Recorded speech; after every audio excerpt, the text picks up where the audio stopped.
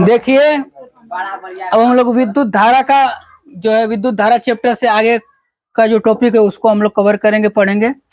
ये विद्युत विभवांतर हम लोगों ने इससे पहले विद्युत धारा पढ़ा था और उससे भी पहले हम लोगों ने विद्युत आवेश को पढ़ लिया था। इससे पहले हम लोग अभी इससे पिछली वीडियो में विद्युत धारा को पढ़ा था। तो विद्युत धारा क्या होती है उसको एक बार फिर से जान लीजिए कि किसी चालक में आवेश प्रवाह की दर को विद्युत धारा कहते हैं। किसी चालक में आवेश प्रवाह की दर को विद्युत धारा कहते हैं।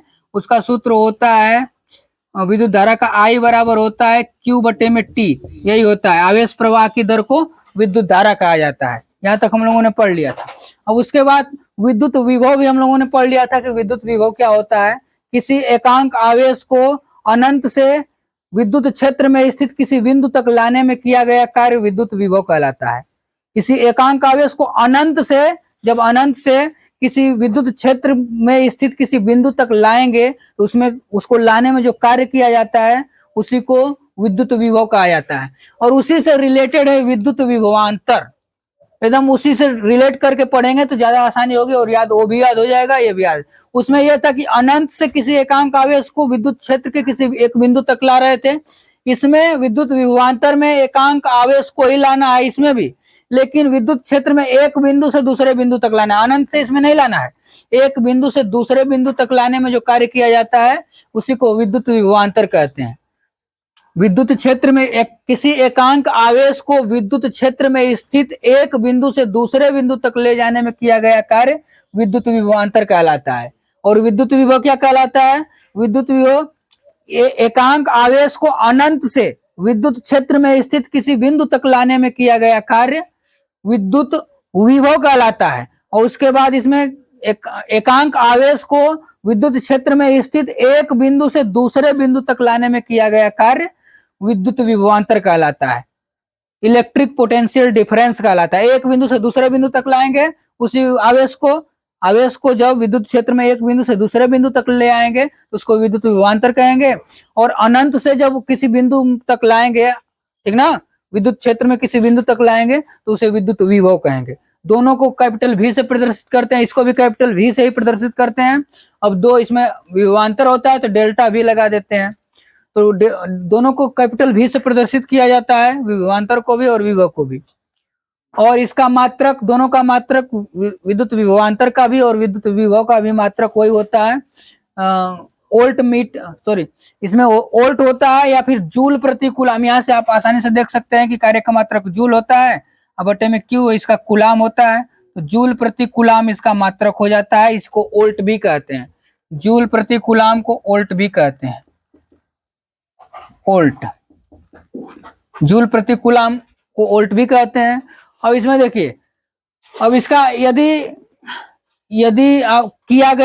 दो बिंदुओं के बीच आवेश को एक बिंदु से, अगर किसी आवेश को किसी Q coulomb, small Q coulomb के आवेश को एक बिंदु से दूसरे बिंदु तक ले आया जाता है विद्युत क्षेत्र में, और तब ले आने में किया गया कार्य W जूल हो, तो विद्युत विभवांतर बराबर होता है W बटे में Q, ठीक है ना, W बटे में Q होता है। जब किसी एकांक आवेश को विद्युत क्षेत्र में एक बिंदु से, जब किसी एकांक आवेश को Q कूलाम के आवेश को, जब Q कूलाम के आवेश को विद्युत क्षेत्र में स्थित एक बिंदु से दूसरे बिंदु तक ले आने में किया गया कार्य कैपिटल W जूल हो, तो डेल्टा V बराबर W बटे में Q होता है, विद्युत विभवांतर।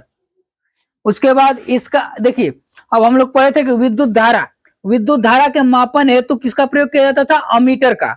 विद्युत धारा के मापन हेतु अमीटर का प्रयोग किया जाता है, लेकिन विद्युत विभवांतर के मापन हेतु वोल्ट मीटर का प्रयोग किया जाता है। इसको मापने हेतु इस यंत्र का, वोल्ट मीटर नामक यंत्र का प्रयोग किया जाता है। और विद्युत करंट मतलब विद्युत धारा को मापने के लिए अमीटर का प्रयोग करते थे, उसको श्रेणी क्रम में जोड़ते हैं। लेकिन विद्युत विभवांतर के मापन हेतु वोल्ट मीटर का प्रयोग किया जाता है और इसको सदैव समांतर क्रम में जोड़ा जाता है। अमीटर को सदैव श्रेणी क्रम में जोड़ा जाता है और विभवांतर को सदैव समांतर क्रम में जोड़ा जाता है। ये याद रखना, ध्यान देना, बहुविकल्पी क्वेश्चन इससे बनते हैं, प्रश्न पूछ सकता है कि विद्युत विभवांतर के मापन हेतु किस यंत्र का प्रयोग किया जाता है, तो कहेंगे वोल्ट मीटर। इसको किस क्रम में जोड़ा जाता है, तो समांतर क्रम में। और विद्युत धारा के मापन हेतु अमीटर का प्रयोग किया जाता है, उसको श्रेणी क्रम में जोड़ते हैं। ठीक है। अब देखिए इसके अन्य मात्रक जो होते हैं वोल्ट के अलावा, जूल प्रति कूलम या वोल्ट के अलावा अन्य मात्रक भी होते हैं जो इस मात्रक से छोटे होते हैं। छोटे मात्रक, दो छोटे मात्रक हैं, ये मिली वोल्ट और kilo volt, sorry milli volt और माइक्रो वोल्ट जो होते हैं वोल्ट से छोटे मात्रक होते हैं, और कुछ वोल्ट से बड़े मात्रक भी होते हैं जो किलो वोल्ट तथा मेगा वोल्ट होते हैं। अब देखिए 1 मिली वोल्ट बराबर 10⁻³ वोल्ट होता है। 1 मिली वोल्ट बराबर 10⁻³ वोल्ट होता है, और जबकि 1 माइक्रो वोल्ट, 1 मिली वोल्ट बराबर 10⁻³ वोल्ट और 1 माइक्रो वोल्ट बराबर 10⁻6 वोल्ट होता है। ये छोटे मात्रक हैं। 1 माइक्रो वोल्ट बराबर होता है, 1 माइक्रो वोल्ट बराबर 10⁻6 वोल्ट होता है। 10⁻। अब देखिए 1 किलो वोल्ट बराबर क्या होता है? 1 किलो वोल्ट बराबर 1 किलो वोल्ट, 1 किलो वोल्ट बराबर होता है 10⁻³ वोल्ट होता है। 10⁻³ वोल्ट। 1 किलो वोल्ट बराबर 10⁻³ वोल्ट होता है, और 1 मेगा वोल्ट, ये बड़े बड़े मात्रक हैं, 1 मेगा वोल्ट बराबर 10⁻6 वोल्ट। और इसको आप आसानी से याद कर सकते हैं। देखिए जिसमें मिली लग गया हो उसमें 10⁻³ माइनस में, अब उसमें भी पढ़े थे एम्पियर में, मिली एम्पियर और माइक्रो एम्पियर, उसमें भी यही होता था कि 1 एम्पियर बराबर 10⁻, 1 माइक्रो एम्पियर बराबर, सॉरी 1 मिली एम्पियर बराबर होता था 10⁻³ एम्पियर। इसमें भी 1 माइक्रो वोल्ट बराबर हो रहा है 10⁻³ वोल्ट, और सॉरी 1 मिली एम्पियर बराबर 10⁻³ वोल्ट, और 1 माइक्रो एम्पियर बराबर क्या होता है? 10⁻6 एम्पियर होता है। तो इसमें 1 माइक्रो वोल्ट बराबर 10⁻6 वोल्ट होता है। अब इसमें 1 किलो वोल्ट बराबर 10 इसी का देखो, अब इसमें प्लस में 3 है, -6 है, प्लस में माइनस में, सॉरी माइनस में है इन दोनों में, और इन दोनों में प्लस में है। 1 किलो वोल्ट बराबर 10⁻³ वोल्ट, और 1 मेगा वोल्ट बराबर 10⁻6 वोल्ट। ये याद रखेंगे। ये छोटे मात्रक दो हैं और ये दो बड़े मात्रक हैं। ये विद्युत धारा, अब ये विद्युत विभवांतर, और इसमें देखिए एक न्यूमेरिकल है, देखिए 5 कूलम वाले एक विद्युत आवेश को विद्युत क्षेत्र में एक बिंदु से दूसरे बिंदु तक ले जाने में 25 जूल ऊर्जा खर्च करनी पड़ती है। यानी कि कार्य या ऊर्जा एक ही होता है, कार्य को भी 25, मतलब कार्य भी जूल और ऊर्जा भी जूल में होता है। तो इसको 25 जूल ऊर्जा खर्च करनी पड़ती है यदि पहले बिंदु का विभव 10 वोल्ट हो तो दूसरे बिंदु का विभव ज्ञात करना है। इसको ध्यान से देखेंगे।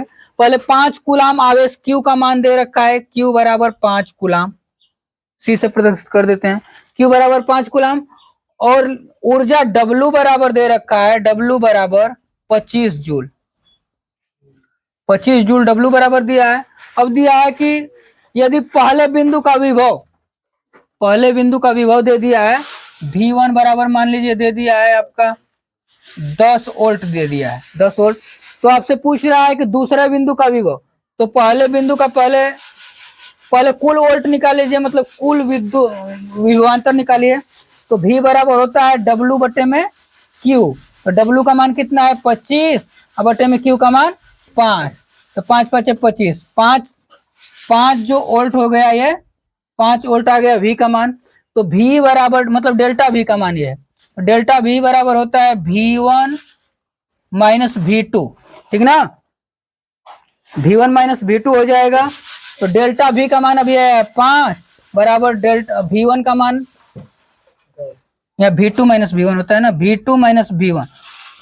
अब इसमें इसके मान आया है 10, V2 का मान V1 का मान 10 हो जाएगा।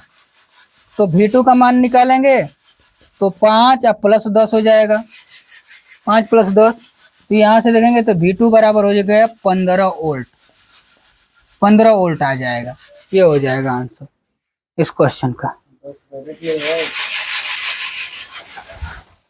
ठीक ना। 10 माइनस में इधर जाएगा तो प्लस में हो जाएगा ना, इधर आएगा तो प्लस में, तो ये हो जाएगा V2 का मान 15 वोल्ट हो जाएगा। ये न्यूमेरिकल एक क्वेश्चन इसी वाले टॉपिक पर एग्जाम्पल है, ठीक है ना। अच्छे से तैयारी कीजिए।